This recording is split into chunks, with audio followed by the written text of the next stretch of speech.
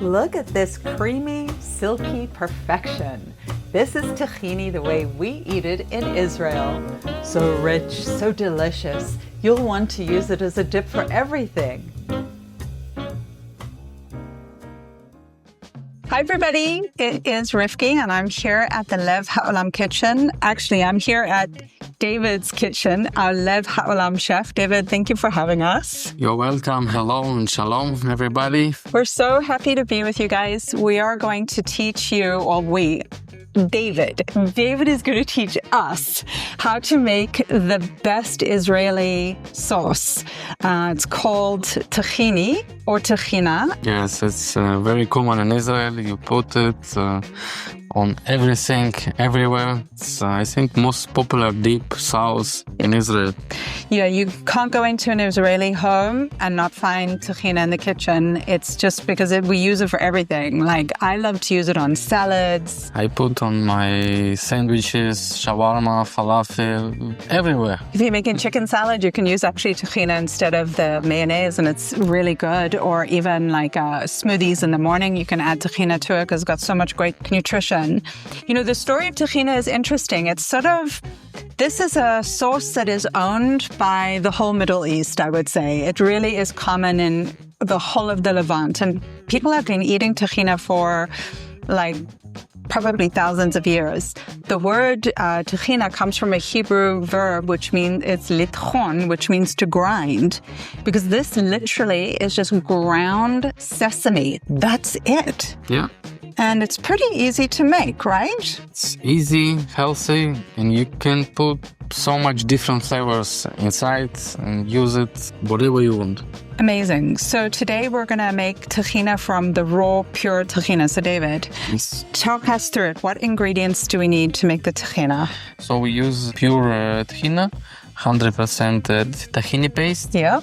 And we use, of course, our Israeli olive oil. Yep. So I got from Lev Haolam box. I brought some olive oil with us. Amazing. We will add some cold water, lemon juice, and we season it with some Dead Sea salt and pepper.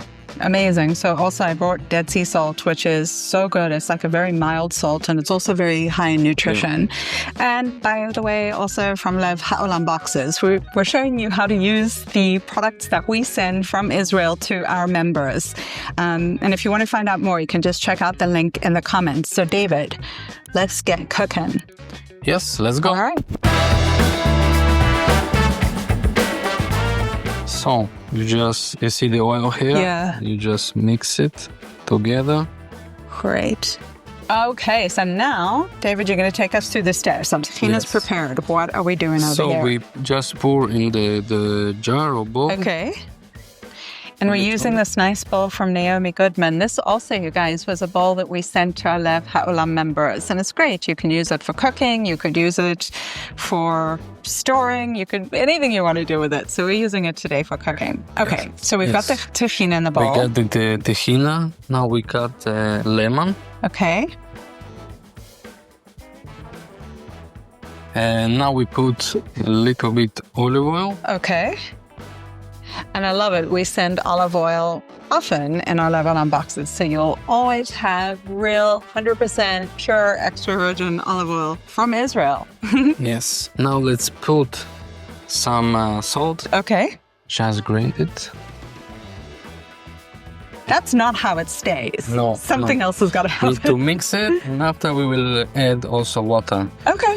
You know, David, I have to say I've never made it putting the olive oil first, so it's nice to see that as an option. You can put after also water. You will see the thickness of this, and you can put more water or more lemon juice if you want it more sour. Okay. More sour, you can play with this. It's nothing wrong with this. And now we're gonna add water, right? Yes, let's add water. Usually we take 1-to-1 proportion, so it's mean like 100 milliliters of tahina, okay, 100 of water, and just mix good. It can look strange in the beginning. So it does. It looks, when I make tahina, this is the part when I first made it that like freaked me out completely because it sort of looks like it's separating and then I see it's getting really thick. Tahina, when you make it, it's going to get very thick when you add the water, but not to worry about it because the more water you add, it becomes smoother again. And it's just because of how the water connects with the carbohydrate in the sesame seed. Oh yeah, that's looking really good. Yeah, it's now look more white and it's a good color. This color what we want to achieve. You should, original tahini pastes look more brown. Yeah. When we add lemon juice and all the ingredients, it's supposed to look white and thickness also. Oh, very look at like that. silky, creamy. You also can regulate this if you want more thick. You can add a little bit more tahini, or if you want it less, you can put a little bit even more water. Right. This. David, I have a question. Once you've made the tahini like this, how long does it stay? Like this fresh, because have the water and the lemon Okay. juice, it can stay like 3-4 days. In the refrigerator? In the fridge, yeah. Okay. Also in the fridge it can become a little bit harder. Okay. So you need to also to mix it, probably to add a little bit more Add some more water. or tahini Okay. to mix it, to make it So more good things spicy. to know, everybody, is to the raw tahina, you don't need to keep it in the refrigerator, Yes. but once you've mixed it, you need to keep it in the fridge. Also, you can use here different spices. Okay. If you want to make it sweet, you even can put the Ceylon date honey inside. It will be sweet tahini. You can use it like with cookies or for your shakes, milkshakes, Oh, smoothies. that's nice.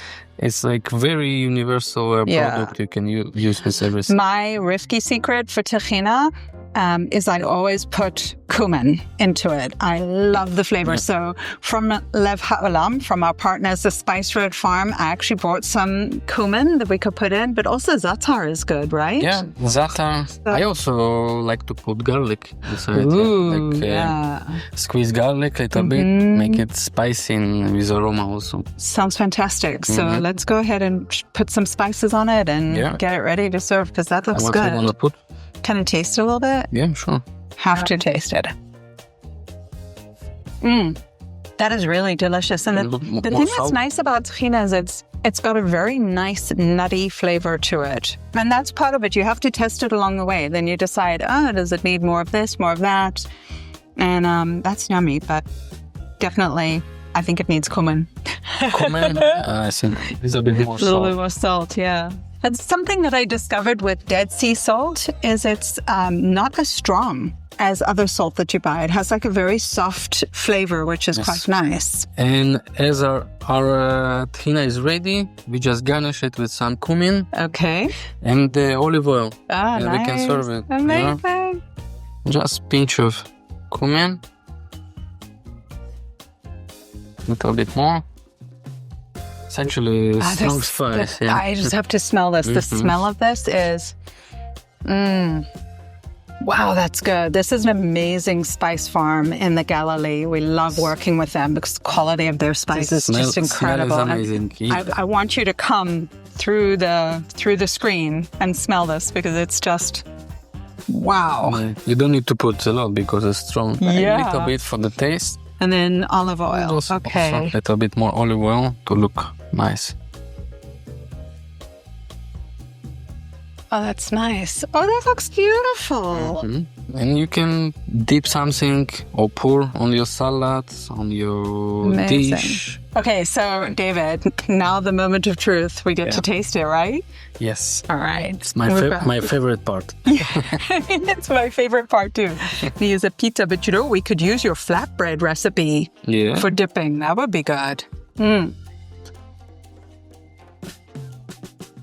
Okay. What do you need more?